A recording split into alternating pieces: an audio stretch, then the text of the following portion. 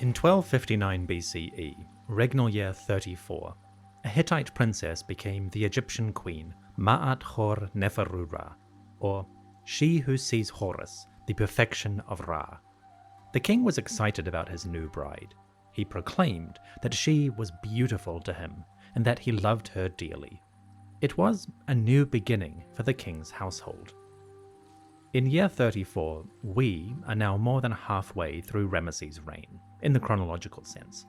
In terms of the story though, it's more like 3/4.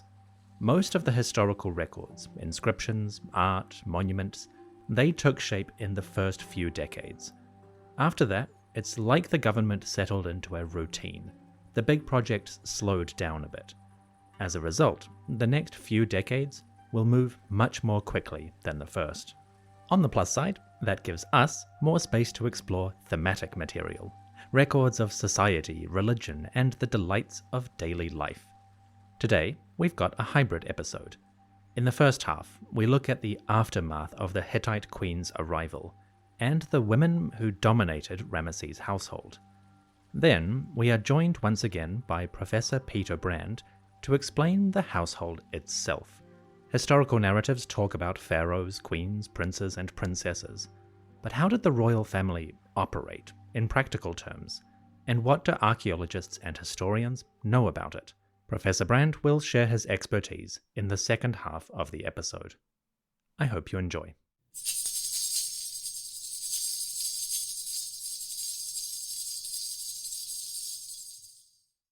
In 1259 BCE, Maat-Hor-Neferura had come to Egypt as a queen, the king's great wife, or Hemet Nesut Weret. The Hittite lady might have been slightly shocked to find that she was not the only woman who held this title. Although Nefertari and Iset-Nofret were dead, the royal house still had its great women, several of them. The deaths of Nefertari and Iset-Nofret had left a vacuum in the political hierarchy. Egypt needed a queen to be the incarnation of Hathor or Iset. They needed someone to be the female personification of rulership. With the actual queens who coupled with Ramesses gone, what would they do? The king's solution might seem unorthodox. Sometime in the 3rd decade, we start to find monuments decorated with other great royal wives. The most prominent is a lady named Bint-Anat. She was Ramesses' daughter. Bint-Anat was the eldest girl child of Ramesses and Iset-Nofret. She was probably born back in the reign of Seti I, and she might have been about 30 when she became a queen of Egypt. Notably, Bint-Anat is a Canaanite name, loosely translating as daughter of the goddess Anat. It's a nice reminder that in the New Kingdom, Egyptian society was increasingly cosmopolitan. From distant lands, gods and goddesses flowed into the Nile Valley, along with the people who worshipped them. Bint-Anat is an interesting example of that. But that's by the by. Let's address the elephant in the palace. The idea of Ramesses having his own daughter as a queen may seem repulsive to modern audiences. We hear the word wife or marriage and instinctively assume there is a sexual component to the relationship. That might be true. Then again, it might not. There is no evidence that Bint-Anat and Ramesses ever coupled physically. Once upon a time, scholars thought that Bint-Anat had a daughter. That was based on a piece of art in Bint-Anat's tomb, but further study has revealed it's actually an image of the princess herself in one of her dual roles.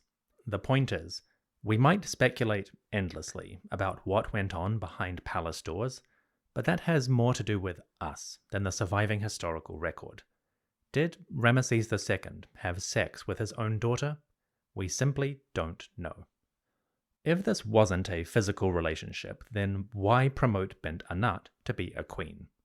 Well, that would be more of a ritual or ceremonial role.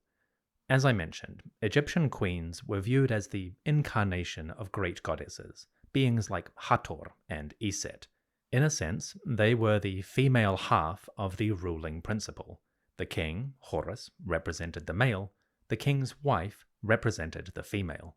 That wasn't just a political phenomenon, though. It was deeply tied to the Egyptians' perception of the gods and the world they had created. The gods themselves had complicated relationships and variable identities depending on the role they were playing.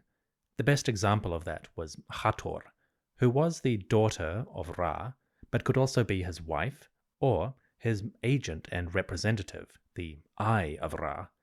Hathor could also be the mother or the wife of Horus, depending on the prayer, ritual, or story being presented. It's a whole thing that we can explore properly in the late period, when we get really good texts about the gods and their relationships. In short, a being like Hathor is a good example of the complicated relationships between the ruling deities, and that provided a template for the queens and women surrounding a king. As representatives or incarnations of Hathor and other great goddesses, these women could fill important roles in temple rituals, palace ceremonies, and state functions generally. In short, we shouldn't reduce them purely to physical or romantic relationships.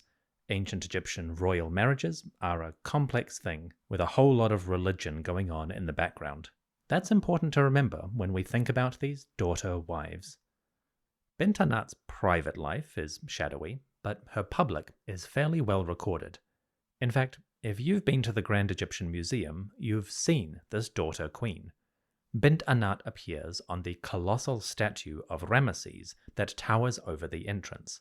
She's on the left-hand side of the statue, behind the pharaoh's leg. The queen wears an elaborate wig, a diadem, and a tall crown with feathers, cow horns, and a sun disk. Basically, she appears as an avatar of Hathor, the ruling goddess, daughter of Ra, and symbol of female power. And it might strengthen the idea that, first and foremost, this queen was a ceremonial and ritual figure. When we see her in art, Bint-Anat often has distinctive titles. From her earliest appearance right through to her death, she's always called the king's daughter of his body, Sat, Nesut, en Chetef. After she becomes queen, we find the title King's Great Wife, Chemet Nesut Weret. Finally, she has a slightly more mysterious title. Bint-Anat is often called the Great One of the Kenerut Women of Amun. This is an intriguing one. The Kener was an institution, sometimes translated as harem, but more accurately, a kind of domestic household. The Kener was associated with the royal palace, but also with temples, and musicians often worked in this place. We'll talk about the Kener later in the episode, because Professor Brand has some thoughts on it. Anyway, after the death of Nefertari, Bint-Anat starts to appear on monuments as the king's great wife. But the young woman never replaced Nefertari. As far as the surviving monuments are concerned, Bint-Anat appeared in new art, like new statues and temples, but the existing ones, dedicated to the deceased queen, those remained intact. Ramesses II is quite famous for replacing and usurping older monuments, but to his credit, he wasn't in the business of changing the recent past. No matter what, the king's favorite consort, Nefertari, remained the supreme image of female power on all of his greatest monuments. As a result, posterity remembers Nefertari far better than Bint-Anat. This is ironic because Bint-Anat actually served as queen for much longer than her stepmother. From the surviving records, Nefertari was king's great wife for approximately 25 years. Bint-Anat, meanwhile, would serve in this role for about 40 years, which technically makes her the longest serving of all Ramesses' queens. We'll see her again before the end. Besides Bint-Anat, other daughters also took on the role of king's great wife. These included two of Nefertari's girls, named Merit Amun, or beloved of Amun, and Chenut Tawi, or mistress of the two lands. There was a second daughter of Iset Nofret, named Nebet Tawi, or lady of the two lands, and a fifth daughter, named Chenut Mi Ra, mistress like Ra. Her mother is unknown. Unfortunately, we don't know much about these other daughter queens. At least one of them, Merit-Amun, worked as a priestess of Hathor even after she became a royal wife. That might strengthen the idea that these were primarily ritual or ceremonial unions rather than physical relationships. As we'll see next episode, Ramesses happily promoted his sons to priestly and military offices, consolidating royal control over those institutions. It's entirely feasible that he did the same with his daughters, making them wives, quote-unquote, so that they could represent him in temples, palaces, and the wider Egyptian society. I'm just speculating there, but it might be an explanation for this phenomenon. Unfortunately, beyond these scattered references, there's not much to say about these other women. The daughter queens appear on colossal statues, usually as tiny figures behind the king himself. They also got their own large tombs in the Valley of the Queens, just like Nefertari. Alas, those tombs were all badly damaged by flooding and later reuse. They survive as hollow shells, but only scraps remain of the decoration and almost nothing from the burials. So the other daughter queens are mostly anonymous today, which is a shame. Moving on, it's time for Wait, I'm sorry. There's a woman that I have completely neglected in our story so far, an important lady in Ramesses' family life, the king's sister. Ramesses II had a sibling named Tia. She was the Senet Nesut, or sister of the king, sometimes called the Senet Nesut Shepset, or king's noble sister. Tia seems to have been a singer or musician, working in great temples. One of her titles was Shemayit Net Imen, or songstress for Amun. More specifically, she was a singer for Amun, the Great of Victories, which was the temple of Amun in the great royal city of Per-Ramesses. Tia also worked in a kener, that institution I mentioned earlier. In Tia's case, she was the Great One, or Weret, for the kener of Ra. The kener has a strong association with music.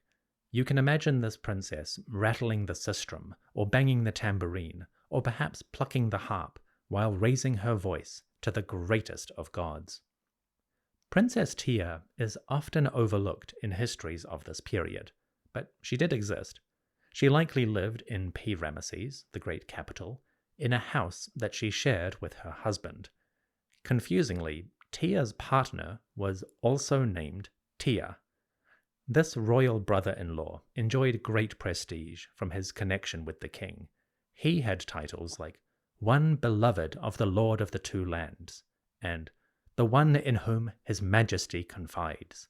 And he rose high in the government, becoming an overseer of the treasury, overseer of the cattle herds of Amun-Ra, and overseer of a royal mortuary temple. So just as Ramesses inserted his children into the priestly and military hierarchies, his other relatives benefited from the same nepotism. It paid to be part of the extended royal family. Tia and Tia probably lived in the capital Per-Ramesses, but they built their tomb at Saqqara.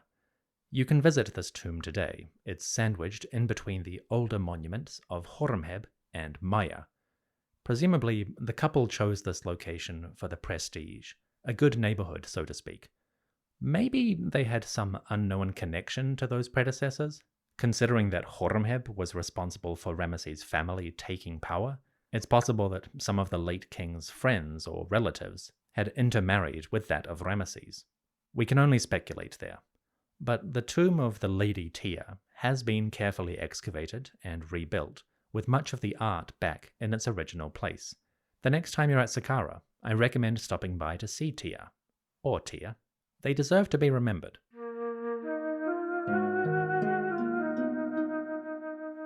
These records, few and fragmentary, are all we know of the other women in Ramesses' royal household. Unfortunately, by this phase of the king's reign, Ramesses was primarily living in his great northern city, Per-Ramesses. Chances are most of the monuments for these daughter wives were concentrated in that city, or other major centers like Men-Nefer. Those northern monuments are the ones most damaged by modern urbanism, industry, and the general ravages of time. I have no doubt that these women, the daughter wives, the Hittite Queen Maat-Hor-Neferura, and the king's sister, Tia, used to be much more visible. Alas, their stories have shattered and largely disappeared. We may not know much about these women as people, but we can say more about the world in which they lived. For that, I'd like to welcome back our resident Ramesses expert, Professor Peter Brand. Peter joins us after the break. See you in a moment.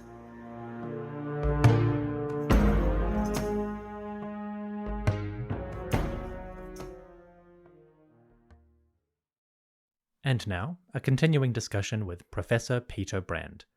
Peter Brand published a new biography of Ramesses II in 2023. It is titled Ramesses II, Egypt's Ultimate Pharaoh, and it is a significant work that will probably be the standard biography of the pharaoh for many years to come. If you're interested in that book, you can find it via the publisher Lockwood Press and all good retailers. In the meantime, please enjoy more of Peter's expertise as we go behind the scenes of Ramesses' royal household. Hello, Professor Brand. Welcome back once again to the History of Egypt podcast. How are you today? Doing well. It's good to see you again and talk about my favorite guy. Is that Ramesses or Hattusili, who's going to be a big character? I'll give you 3 guesses, and the first 2 don't count. Of course, it's the big R. Very good. So when we left off last time, the Egyptians and Hittites had formalized their diplomatic agreement, the Silver Treaty, which, summarized very briefly, seems to have ended direct conflict between the two empires. But of course, the formation of the treaty was not the end of relations. And one of the remarkable things you highlighted in that conversation was the surprisingly large number of letters that we have preserved from the Hittite archives in Hattusa, which is modern Boghazköy. The letters come back and forth from the Egyptian court to the Hittite court, and they're not just between the great kings. There are other people involved. So first and most simple question is, looking at these letters overall, how are the relations between the two courts? Are they friendly? Do they squabble? What goes on in these letters? Well, on the one hand, they put on a brave face, or at least a happy face, and on superficially, or at least in terms of the rule of the game, it's all about peace and brotherhood. And in fact, if you look back at the treaty, we call it the Silver Treaty, sometimes wrongly the Kadesh Treaty. If we had to call it by the way the ancients called it, we might call it the Treaty of Peace and Brotherhood. And the ensuing relations were often couched in the notion of peace and brotherhood. They were now at peace. And the official ideology of relations between these great powers was that of quote unquote brotherhood. They referred to each other as brother, or in the case of the queens, as sisters. And so as brothers, they were supposed to be getting along. But of course, we all know that in families, that things don't always go so well, and brothers can also be rivals. And in fact, these two particular brothers didn't always get as long as well as one would hope. So on the surface, there was a lot of happy talk about peace and brotherhood. The letters are coached in a very formal style. There are rigid rules of protocol, especially at the beginning of the letters, where you're supposed to greet the recipient, wish them well, use all the proper titles and names and other kinds of protocol, and the talking points, generally speaking, are supposed to be positive ones. And then at the end of the letter, of course, you are supposed to send what are called greeting gifts, a series of expensive luxury goods, especially when they come from Egypt, lots of gold, that are given as an incentive to maintain good relations. But of course, the recipient king will then send a message back with his own consignment of greeting goods. And unlike today, when we give goods, gifts, we would consider it very tacky for us to give a receipt along with the gifts to tell the recipient just how much we spent on them. The ancient letters not only give us an inventory of exactly what was given, but for precious metals, including gold, they give us exact measurements or the amount in weight of how much these gifts were worth, which, although it is rather tacky, is very useful in figuring out just what the value of these things were. So, to take one example, we have a letter written by Queen Nefertari to her counterpart, Queen Puduhepa, in which she says she sent a necklace consisting of 12 strands of gold beads that weighed 88 shekels, which is a considerable sum in terms of its value. In the weight of gold alone today is quite astronomical, as we're, tens of thousands or perhaps even more than $100,000 just for the gold bullion. And so it's a very princely or queenly gift. But of course, telling you exactly how much I just spent on you is perhaps tacky from our perspective, but from a historical perspective, is quite useful. So on the one hand, everything seems, well and good, and there's a round of letters that members of Ramses' court, the queen and the queen mother, and some, especially the crown prince, and collectively some of the other sons send off these congratulatory letters along with the vizier. And it's really mostly boilerplate saying, "Oh, isn't it wonderful that we now have this era of peace and brotherhood?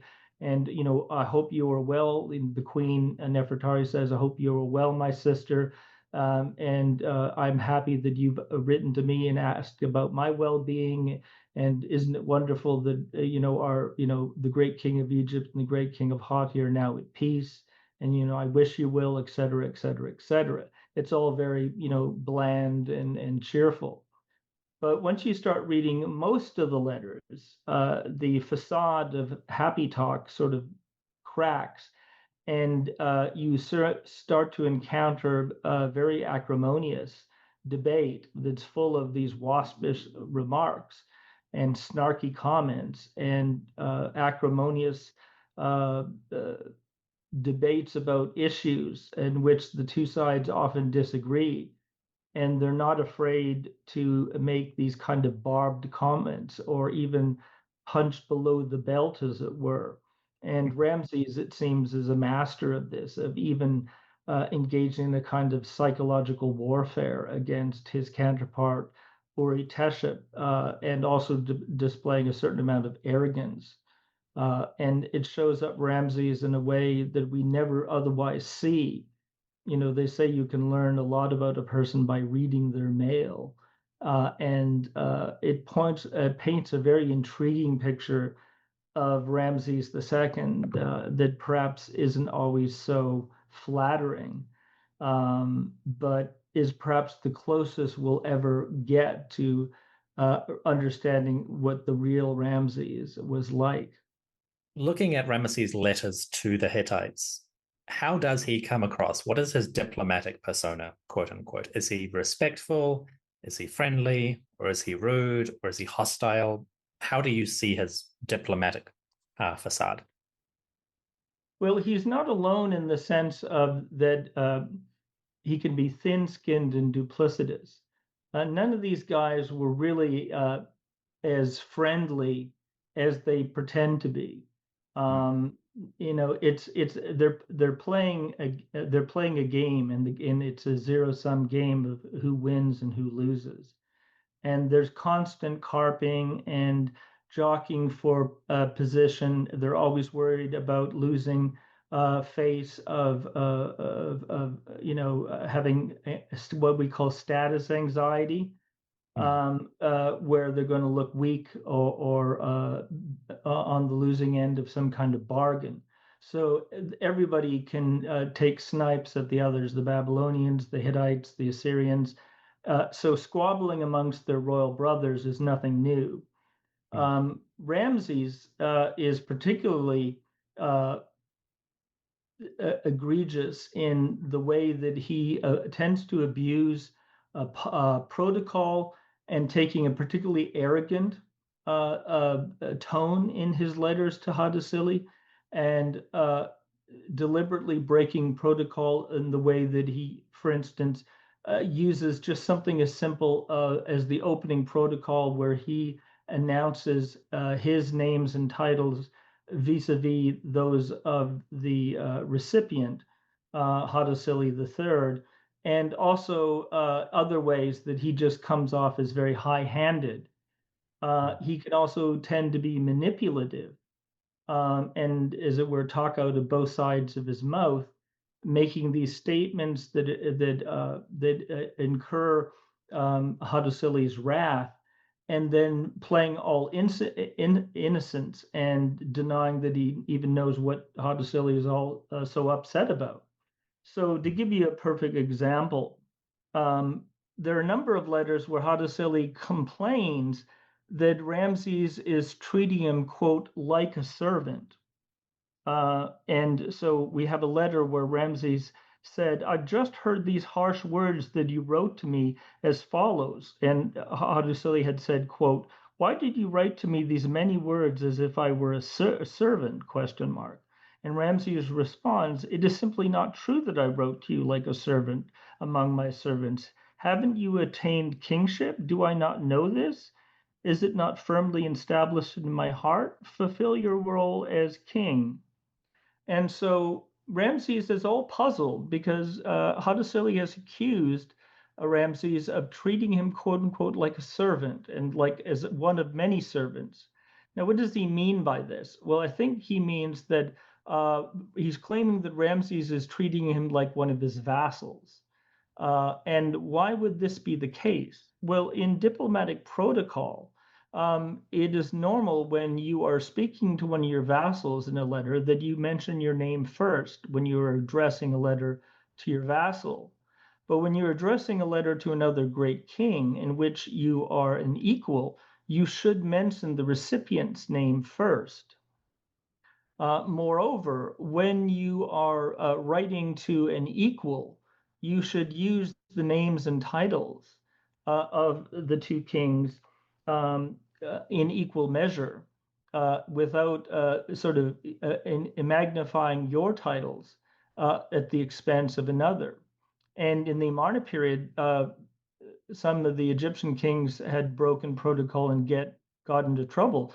One Amarna pharaoh had even so annoyed Suppiluliuma that who complained that he was being treated, quote unquote, like a corpse, that Suppiluliuma even threatened war over the matter, although that was also an exaggeration.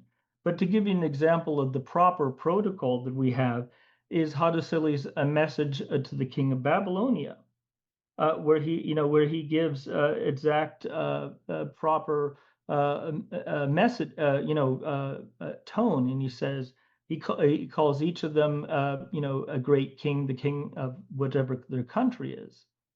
And when Ramses writes, um, he uses multiple titles and names. And so he says, so says Wasmuaria Satapnaria, the great king, the king of Egypt, the son of the sun god, Ramesses Mayamana, the great king, the king of Egypt. Say to Hadisili, the great king, the king of Hadi, my brother. So Ramses gives all these variants of his what we call his coronation name, Usramat Re Sedepenre. He uses his personal name, the son of the sun god Ramses, beloved of Amen. He mentions that he's the great king, the king of Egypt, twice. And then he says, say to Hadisili, the great king, the king of Hati, using the minimum a number of titles. Puts his name first, goes on and on and on about all his various titles, and and then finally mentions Hattusili by the minimum amount. Now, in terms of diplomatic protocol, and as this is announced, because these letters were read aloud at court by the messenger, probably in front of a gathering of foreign ambassadors and the grandees of the Hittite court. And this is another thing about those letters that spell out the number of gifts, uh, because the gifts list, along with the gifts that are presented, would also be displayed and read out. And of course, if anything was missing, then it would become abundantly clear as well. Well, you can just imagine the Hittite king's ears burning, or hearing these overblown titles of the pharaoh, like somebody putting their nails on a chalkboard and screeching that sound, as Ramses' titles are magnified, and then it barely mentions Hattusili's own title. So this is very grating. It's very annoying, and it's very arrogant on the part of the pharaoh, and it really gets under Hattusili's skin. And again, in this way, it is demeaning Hattusili to the point where he complains that you're treating me like one of your vassals, as a servant, not as an equal. But this kind of high-handed behavior is typical of Ramses' letters. And Hattusili multiple times complains about this, but Ramses never reforms his way. And finally, Hattusili just gives up and just takes it as the new normal, and basically gives up complaining about it. With that in mind, it might seem surprising to the average listener that after about 13 years in which these relationships are slowly developing, suddenly Hattusili agrees to give Ramesses a daughter to marry. By the time this interview goes live, I will have covered some of those letters in detail in the podcast. But to your understanding of the documentary record, what do the Hittites want to get out of this relationship? What are they asking for? Well, diplomatic marriage between two kingdoms, the great kingdoms, was normal practice. It was also common for the great kings of the other imperial powers, including the Hittites, to marry their daughters off to vassal kings, so that the Hittite king married a number of his daughters, because of course these kings were polygamous, so they had many children, and sometimes their daughters would be married off to vassal kings in order to assure the loyalty of these vassals, who were now essentially in-laws. But they also exchanged daughters. There was a kind of trafficking in royal brides, where they married the daughters of other great kings, and they sent their own daughters to marry other great kings. And these cemented diplomatic relations by essentially, again, establishing the great kings of other kingdoms as their in-laws. And so, even as much or perhaps more than an actual peace treaty, this was a form of diplomatic alliance. And so it cemented good relations in the ultimate way. But it also was a way of essentially gaining prestige and authority for a great king like Hattusili to marry off his daughters to other great kingdoms. This would actually increase his status and prestige, and would also further cement his legitimacy. And so this was part of the reason he did this. We actually have a letter that Puduhepa, the queen, the wife of Hattusili, wrote to Ramses talking about this issue. And she says, in regards to a Babylonian princess and the daughter of the king of Amuru, so a great king and a vassal of the Hittites. And she says, the daughter of Babylonia and the daughter of Amuru, whom I, the queen, took for myself as daughters-in-law, were they not indeed a source of praise before the people of Hatti? And so she was saying essentially that by marrying these foreign princesses, they increased the prestige of the Hittite crown. And she also says, did my brother, the Babylonian king, have no wife at all? In other words, did he need to marry a Hittite princess? Did not my brother make these marriage negotiations because we are brother and sister for our mutual honor? Did he not also marry the daughter of the great king, the king of Hatti, the mighty king? Uh, and so, in other words, she's also reminding Ramses that by marrying a Hittite princess, this increased the glory of the Hittites, but it also increased the glory of the Babylonians. So this was all about honor and prestige, in addition to cementing good diplomatic relations. So there were multiple reasons for these kings to actually marry their daughters. This was a two-way traffic in royal brides.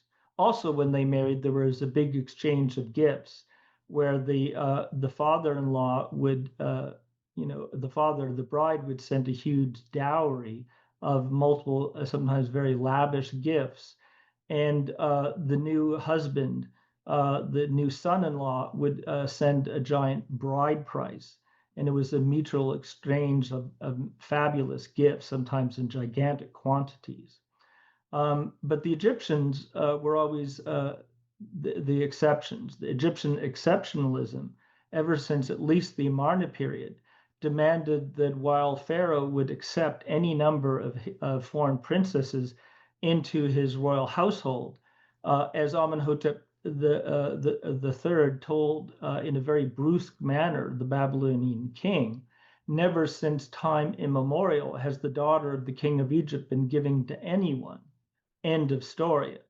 And so Ramses, like his 18th dynasty predecessors, was happy to collect foreign princesses, but none of his more than 50 daughters would ever be sent abroad to marry the Hittite king or any other king in a foreign land.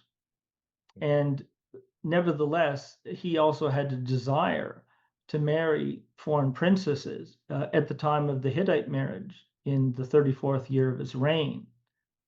He already had at least one Babylonian princess in his household, and there very well could have been other foreign princesses, both daughters of some of his vassal kings or perhaps daughters of other great kings that he had married that we don't know much about. But at the very least, he had at least one Babylonian princess that he had previously married because she was mentioned in these diplomatic letters. It's also possible that he had also married an Assyrian princess, if we are reading the reference in the Hittite correspondence right as well. Very good. And that could easily take us down a rabbit hole of the queens, but we will save them for another day. Having introduced the king's diplomatic personality and the foreign women who came to his palace, we can now talk about palace life itself. In common parlance, among popular historians or histories of ancient Egypt, an author might describe these women as disappearing into Pharaoh's harem or harem. But this is a point that you've recently done public presentations and scholarship about, and it's a very important point to start our discussion because it gets into how we perceive these ancient societies and the royal court. So the very simplest question to start off with, what is a pharaonic harem? Does it exist? And if not, what is the problem with that term? Well, there's a lot to unpack here. And before we even get into the idea of the harem or the so-called harem, we have to deal with the fact that the ancient Egyptian royalty, like other, not just ancient Near Eastern kings and other civilizations like the Babylonians, the Assyrians, the Hittites, ancient Mitanni, but also many of the more recent civilizations. You think of Mughal India, you think of various Arabian civilizations, you think of ancient Turkey, as well as we can see in the Bible, for instance, with King Solomon, all the way over into East Asia, is that these kings were polygamous or polygynous. In other words, that royalty and even sometimes high status non-royal men would have multiple wives. And so, and this was in part a status symbol. And so by having a lot of women that the king was married to, and sometimes there were very distinct pecking orders, which leads to another whole issue we can deal with later. But where does one, house the women of the king's household? And this brings up the notion of the harem. This is a term that is borrowed from Arabic, which means something like the forbidden place, or literally, the sense of the place that one does not go, a kind of restricted area, a place that it's forbidden to go, and it's borrowed most specifically in the Western imagination from the harem of the Ottoman Sultan. On the one hand, we have this Arabic term that was applied to the household of the Ottoman Sultan, and we also have Western misperceptions of that, which beginning in early modern European times, one thinks of beginning at least in the 1600s down through the 17 and 1800s, especially into the 1900s. We have all these Western fantasies and misconceptions about the decadent Oriental harem of the Ottoman sultans and other so-called, decadent Oriental potentates, whether they were modern sultans and Mughal kings and Arabic sultans, all the way back into the decadent kings of the ancient world, like the pharaohs, or the kings of Babylon, etc., living these dissipated, luxurious lifestyles in these sort of prison palaces, with their many women, scantily clad or naked, who living in these confined quarters that became almost sort of sex prisons, as it were, where the king or the sultan could enact every kind of fantasy of that he could possibly imagine in these voluptuous circumstances. And on one hand, I guess in the European imagination, where Christian monogamy was the rule, it was sort of almost a kind of dream scenario, but at the same time, it was a moral, cautious tale about the dangers of excess. And so all these kind of misconceptions are there, and there's this heavy dose of I guess Eurocentric and Christian morality. So I know that's a lot of preface before we get right down to talking about the pharaoh's so-called harem and what's really going there. But without understanding all of that to begin with, we can't really begin to understand what's really going on in Pharaoh's household, and really understand why we have to dispose of terms like harem, and really understand where previous scholarship and understandings of the so-called Egyptian harem are actually coming from. Very good. We embrace a detailed preface here, so thank you very much. But with that preface established, how do the ancient Egyptians, especially during the New Kingdom around the time of Ramesses II, how does a pharaoh's household actually get described, and what is it supposedly like? Yes, and here again, it's better to use, as it usually is wherever possible, to use the ancient Egyptian terminology for these things, rather than trying to appropriate modern terminology. But the Egyptians did have two possible terms that seemed to be centered on, or that could be centered on, the domestic quarters where his women and children lived. And of course, both of these have been translated, again, rather inappropriately, I think, as quote unquote the harem. And here I would draw a distinction between whether one or both of them refer to what I would call the family quarters, or the inner apartments, the private residential quarters of the palace. as opposed to being the quote unquote harem, because there is a difference. I mean, again, for all the things we talked about, let's just shove the term or retire the term harem because it's just loaded with way too much baggage, and because it brings all these connotations such as that the women were confined there, that it was some kind of pleasure palace for the kings, indulgences, all the rest of the crap. Now, the two terms that come up, one is known as the Ipet Nesu, which the term Ipet most likely translates as something like inner sanctuary or private chambers, etc. And Ipet can refer to a sanctuary of a god. So Luxor Temple is known as the Ipet Resit, the southern sanctuary, of the god Amun. But it could also be considered, in some sense, the southern apartments or the southern private chambers of Amun. The Ipet Nesu probably literally means the private apartment, like the royal apartments. And so this was a place where the king lived. And the Ipet Nesu are known all the way back into the Old Kingdom. And we do know that members of the royal family could live there already in the time of the Sixth Dynasty, for instance. The famous Old Kingdom official, Weni, conducts an investigation that involved the queen for some kind of conspiracy that took place in the Ipet Nesu.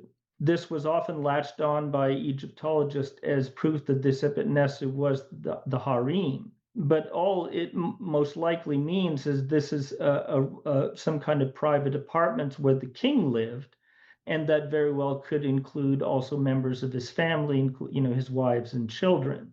Now, within a palace structure, you had these different parts of it, and within any given palace structure, presumably there was an Ipet Nesu, these private chambers for the king, as well as various audience halls and other public structures, etc.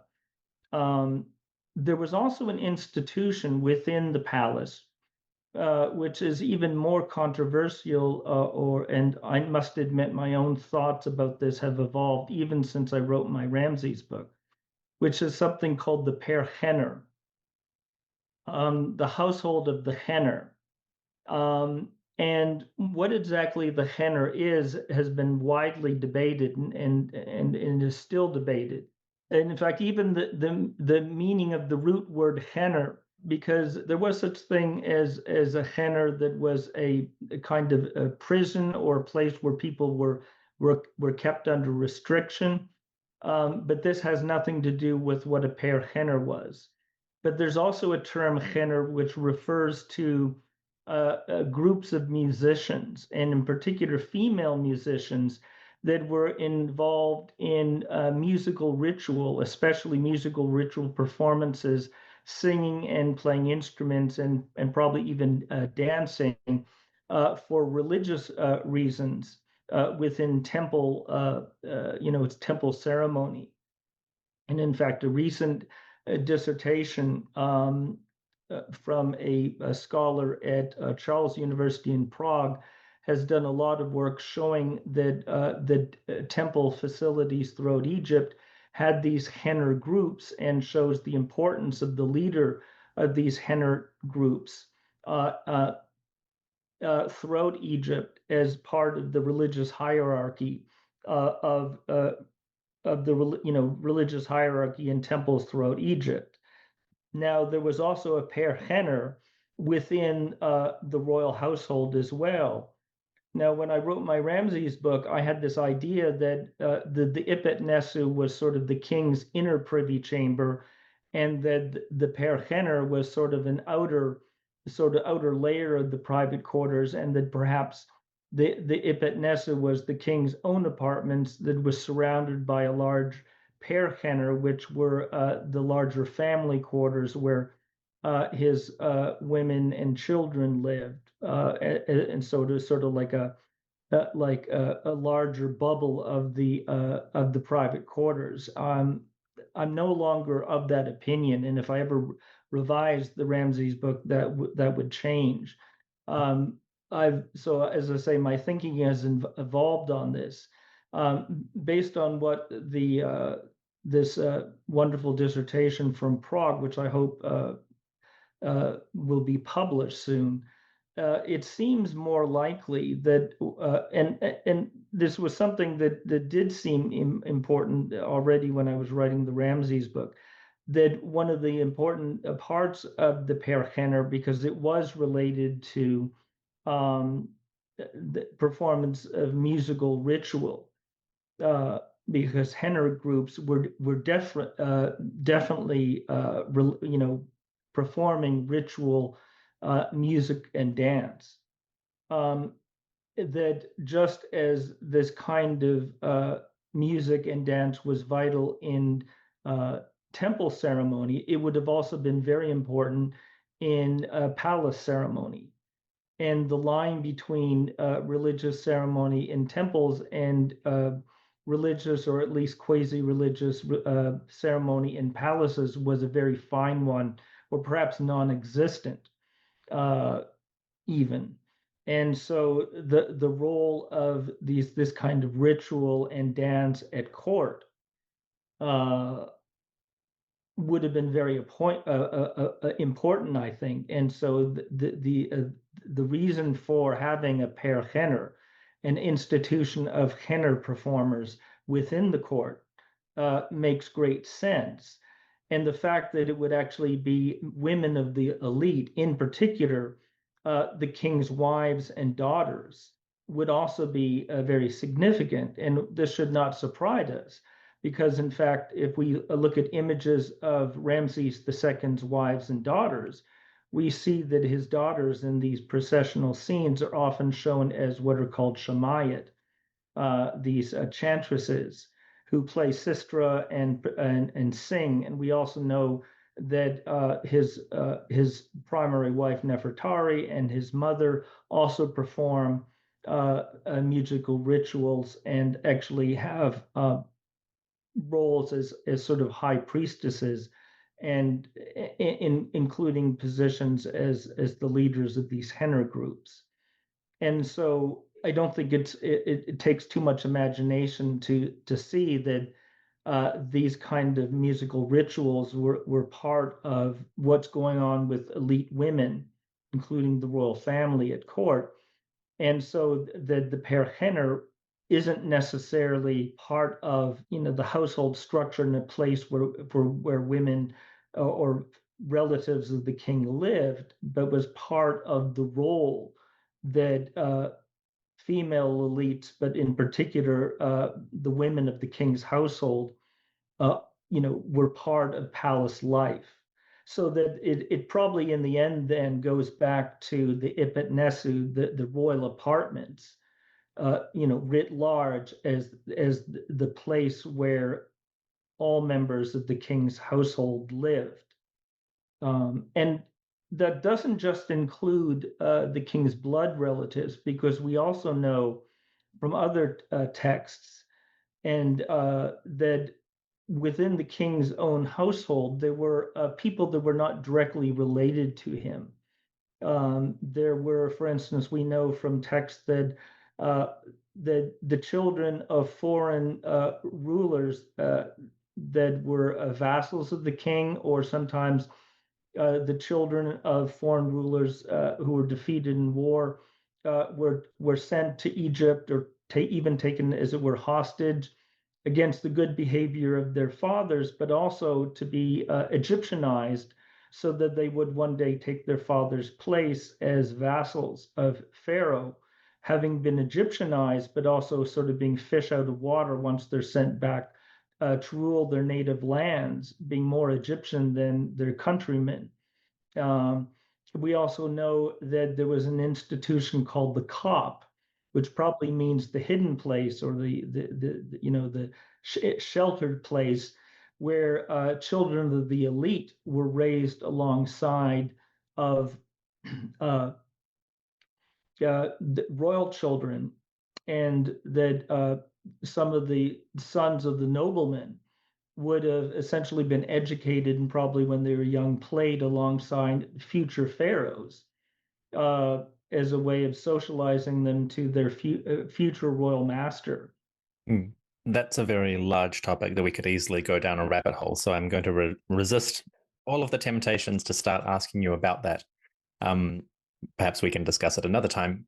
To sort of bring that around to a mental image for a casual audience, the archaeological remains of palaces are relatively uncommon compared to larger temple structures and things like that. But we have, for those interested, we do have the examples of Amarna, Malkata, the not yet fully published palace precinct at Tel El Daba or Avaris, and the famous one of Gurob in the Fayum. When you look at these archaeological remains and think about them in terms of what we get from the texts and the art, how do you imagine the day-to-day lifestyle of the people actually living in this palace? Well, I can really mainly say what I don't think it involved, which again Okay. gets back to the Ottoman harem uh, paradigm. Mm-hmm. First of all, I don't think that they were confined. Mm-hmm. So I don't think they were basically lounging about in their gilded cage, Mm-hmm. cooped up and not allowed to leave until such time as their, the regal lord came to show them his favor.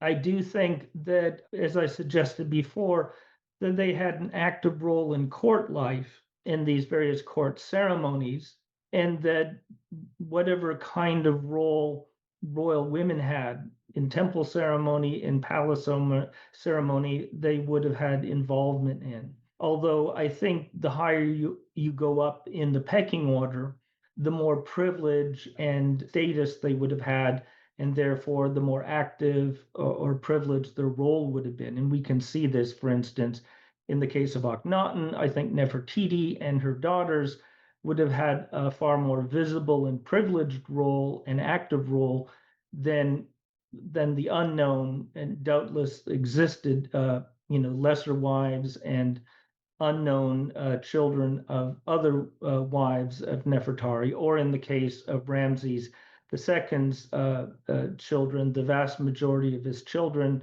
are known mainly as names and their mothers not at all. These women and these lesser children obviously wouldn't have had the privileged status and such active roles as the sons and daughters of Nefertari and the second ranked wife, Iset Nofret. Other than that, it's not always so easy to tell what they were doing, but in some cases, it's more like what we know they were not doing. And again, they weren't basically living the same kind of life as what Orientalists imagine the Ottoman princesses and concubines were doing. But even modern research into the Ottoman Sultan's harem by recent work shows that even the Ottoman Orientalist fantasies of the Ottoman harem are actually are bunk. So we really have to put aside a lot of these old-fashioned thinking. On that note, I will ask one question that I think will naturally come to mind in popular imaginations, which have been fed by that older image. Eunuchs. Are they a thing? Do we know about them? Do they exist? Or is it not? Is that a myth? Um, if they existed, it would have come in probably in Greco-Roman times. As far as we can tell, that didn't happen in pharaonic times. The same was also true of concubines. Um, as far as we can tell, the titles that are associated with royal women are wife of the king and great wife of the king. Mm. The only other titles that we have are what are called the Nefrut and Ah, the beautiful maidens of the palace, Mm. which are probably pre-adolescent maidens, which are girls that are not having sexual relations with the king, but who are associated with the palace. There is a class of women known as the Hekernesu, the royal ornament women, Mm. which at one point were thought, and who were more common in earlier periods like the Middle Kingdom, and were once thought of as so-called concubines, but this has also been disproven. Uh, but we're probably or one possibility of who these women were actually wives of high officials, Right. and sort of almost like ladies in waiting, but not again having any kind of sexual relationship or intimate relationship to the king, but having a position at court. Mm. Um, Based on their status and the status of their husband. Hmm. Uh, so again, all these kind of things, like not just eunuchs, but also concubines and all this kind of thing, has to be, thrown out the window. Hmm. And again, it's all baggage from other civilizations or misguided fantasies about other civilizations that just doesn't apply.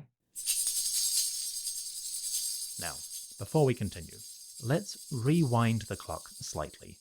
Back in the days of Seti I, Ramesses supposedly received multiple brides to establish his household. Professor Brand explains this phenomenon, how it reflects on royal palace life, and possible parallels in other ancient societies. One of Ramesses' earliest royal proclamations is the Abydos decree, which he carves on the facade of the second court of Seti's great temple. And in one section of that, he describes his early life as a prince under the rule of Seti, his father. And one of the things he mentions, in which you explore in the book, is that Seti basically gives him women to set up his household. The first question is, how does Ramesses, and I guess perhaps by extension Seti, who was doing it, define these women as opposed to, great royal wives and so forth? How are they described, and what do we suspect would be the status of the women themselves who are coming into this arrangement? Well, if we actually look at the Abydos dedicatory inscription himself, we can see how Ramses is provided with this, if you will, starter family. Ramses says that he, in other words, Seti the First, furnished me with a female household. In Egyptian, that's a period. And it even has a hieroglyph of a seated woman to show that this is literally a female household. So he provides him with a female household and royal apartments, ipet-nesu, comparable to the beautiful maidens, the nefrut of the palace. And then it says, he selected for me wives throughout something, and it's broken off, but it means throughout Egypt or throughout the land or something like that.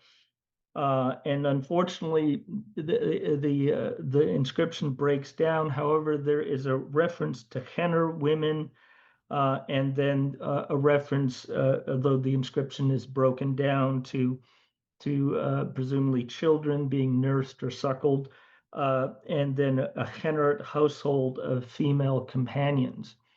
And so, unfortunately, there's a lot of damage to the inscription, but it does seem that Seti is selecting women for the king.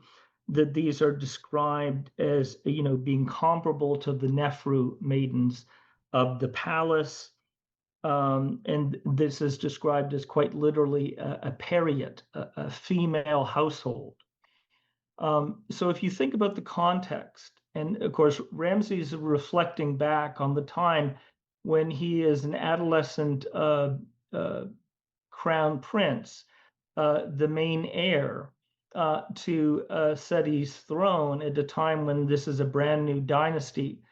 And is the way I put it is that the future of the 19th dynasty is hanging by a genetic thread. It's absolutely vital that Seti establish his son with a household and begin to uh, procreate as soon as possible. And Mm-hmm. you can imagine Ramses as a frisky teenager and presenting him with a bunch of young ladies and telling him essentially to get busy. I don't think he had to be told twice.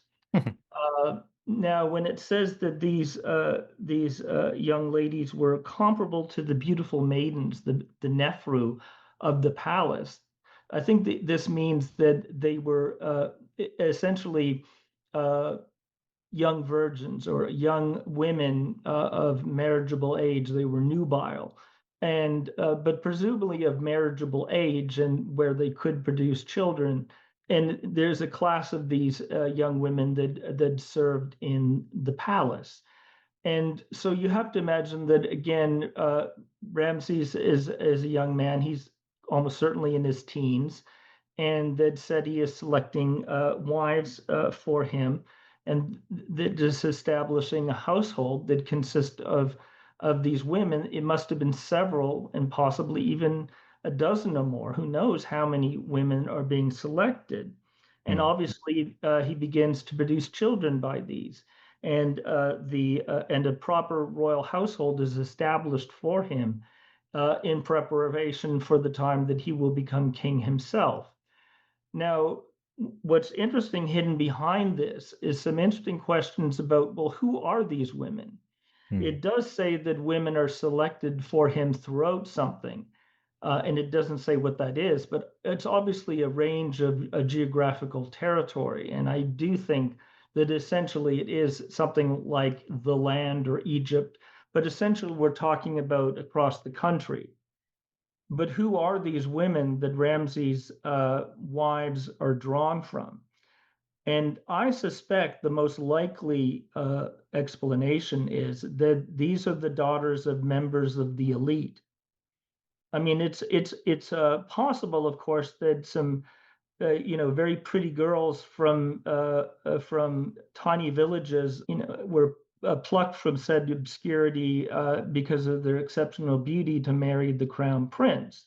But it's much more likely that the daughters of high officials at court and of local, mayors and high priests and other important officials at towns and cities up and down the Nile, from Aswan to the Delta, whether they were high ministers of state or local grandees, were chosen. And perhaps as far as, overseas, perhaps the officials of some Nubian provinces, or perhaps as well the daughters of various vassal kings in Canaan, Lebanon, and in southern Syria were also chosen. But in many ways, all of these marriages were in essence a kind of diplomatic marriage, that they were meant as much as anything to secure ties, political ties, and reinforce patterns of loyalty between the elite class.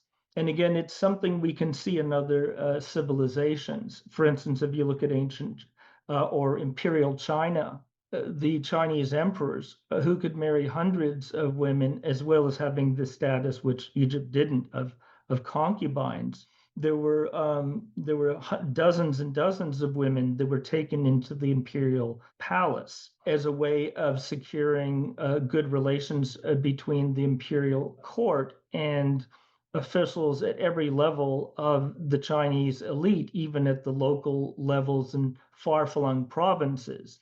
And in fact, one of the ways that they prevented these young women who entered the imperial household from having undue influence over the emperor on behalf of their parents or their local towns once they got in there, was forbidding them to have any further contact with their family.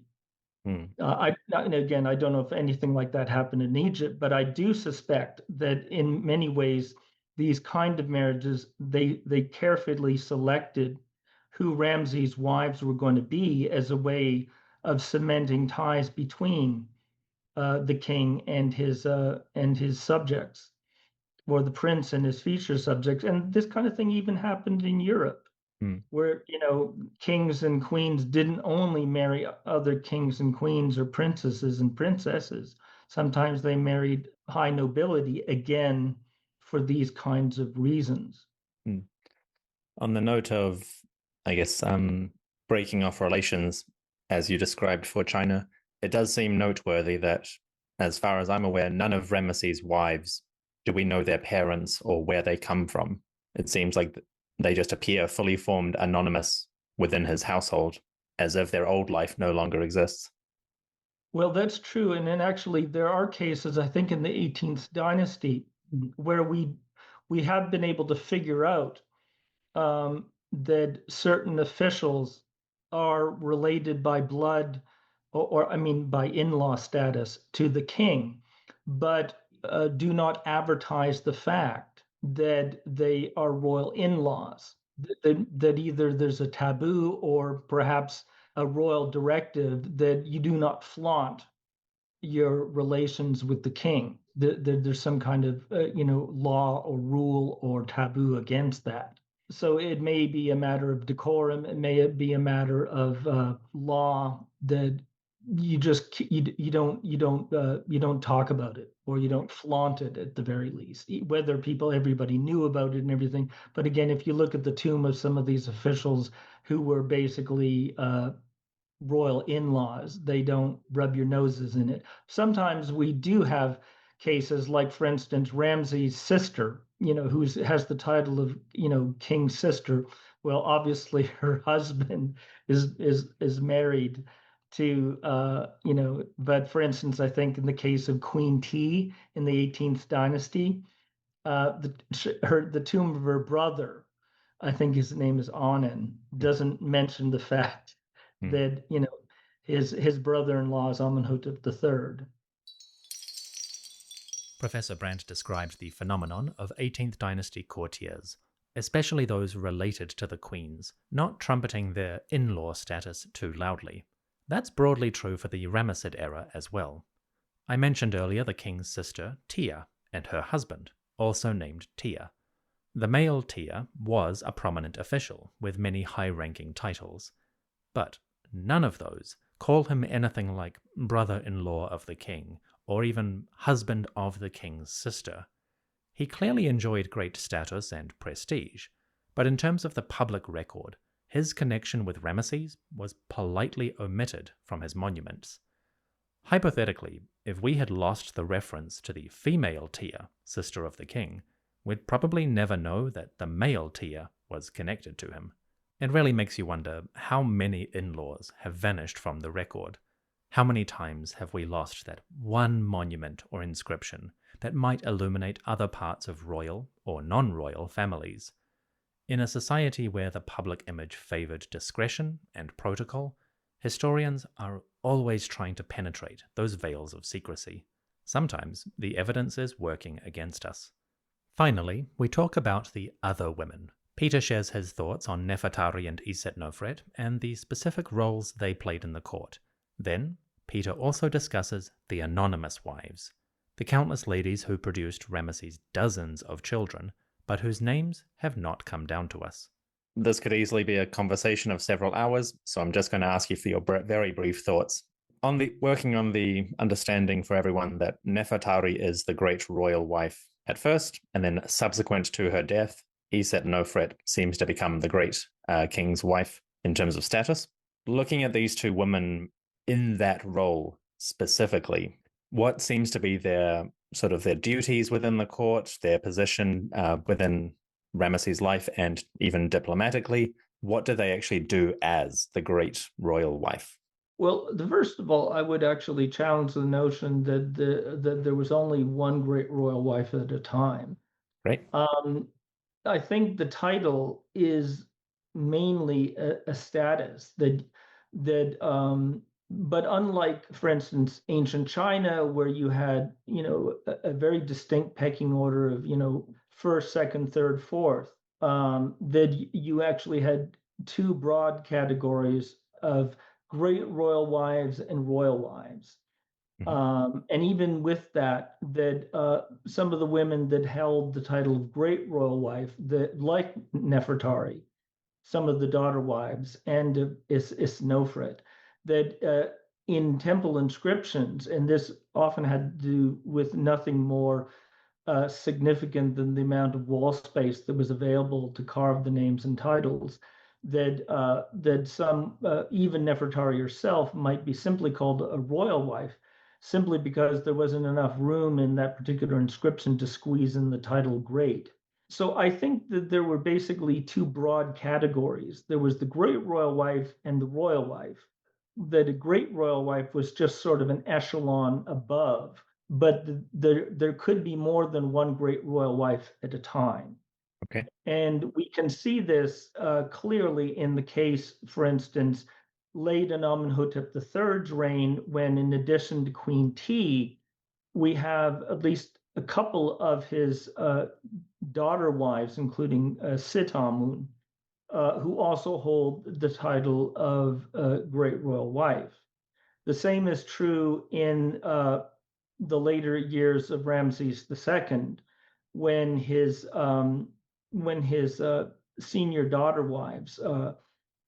So, for instance, we have married Amen, and we have married Amen, we have Bint-Anat, we have the Hittite Queen Maat-Hor-Neferura, we have Henut Nebet, and all these women hold the title of Great Royal Wife.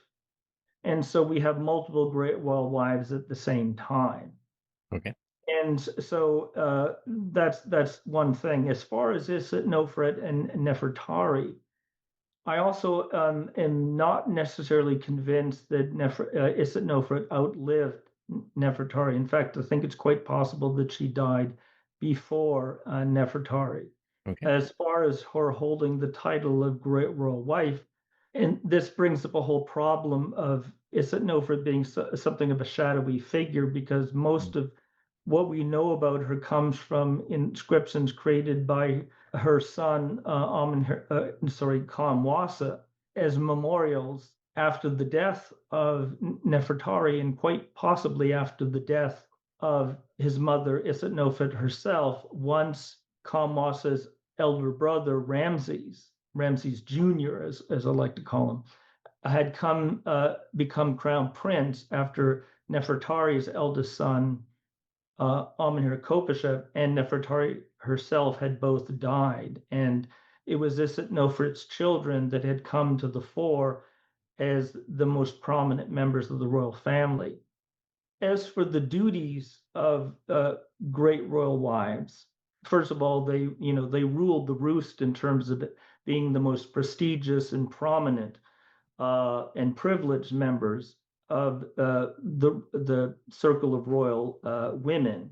In the case of somebody like Nefertari, even if there were at least one other great royal wife in her time, in this case, Isitnofret, it's clear that Nefertari was head and shoulders above Isitnofret at that time, and therefore her role was superior. She was just more prominent. The monuments that were dedicated to her exclusively are obvious, to the point where we don't see royal monuments dedicated, or reliefs and statuaries of Ramses II or created by Ramses II that represent Isitnofret.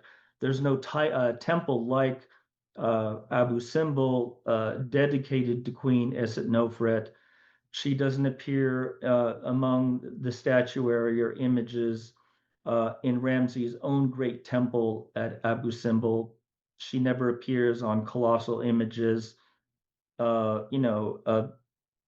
Ramses anywhere else. We do not see her carved onto the walls of temples like Luxor Temple or the Ramesseum, where we see Queen Tuya and Queen Nefertari. So even if she has the title of Great Royal Wife, just as Nefertari does, she really is, second place is really not close.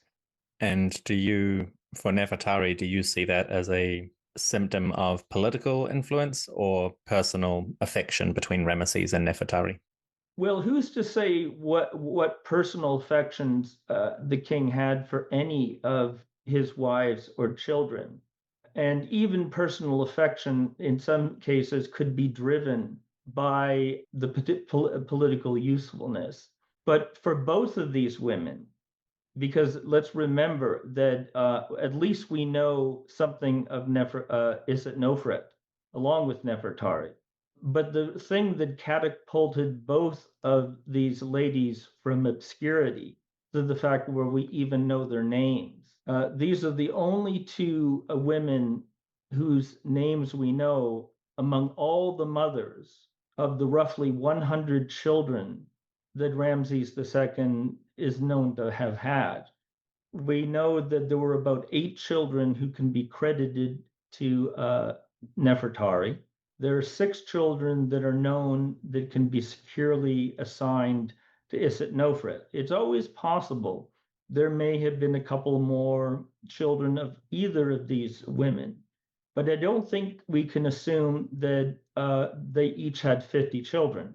And for various reasons I can't really get into right now, it's rather complicated, even though we know of approximately a dozen wives, including the 5 daughter wives. For various chronological reasons, it's not enough simply to say, well, he had 10 wives and he had 100 children, and we just do the averages, and then you have 10 children per 10 wives, and you end up with 100. Unfortunately, that doesn't work. In fact, most of the wives that are known were married after most of the children that we know about were born. And remember those wives that were selected for him at the beginning of his career as a father, before Seti's death, when Ramses still crowned prince. That's when most of his children were born. When it was just Isset-Nofret, Nefertari, and all these anonymous women that he married early in his reign. And that's the point. There are all these anonymous mothers who are completely unknown to us, other than the fact that they had to exist, or else Ramses wouldn't have had so many children. Their only proof of their existence is the fact that there are approximately 80 children who were not the children of Isset-Nofret and Nefertari, that had to have come from somewhere. So even if Isset-Nofret was a distant second, at least we know her name. At least we know something about her, because 3rd place or 20th place among the hierarchy of Ramses II's many wives. After that, the mothers of all those other children, they're completely lost to history.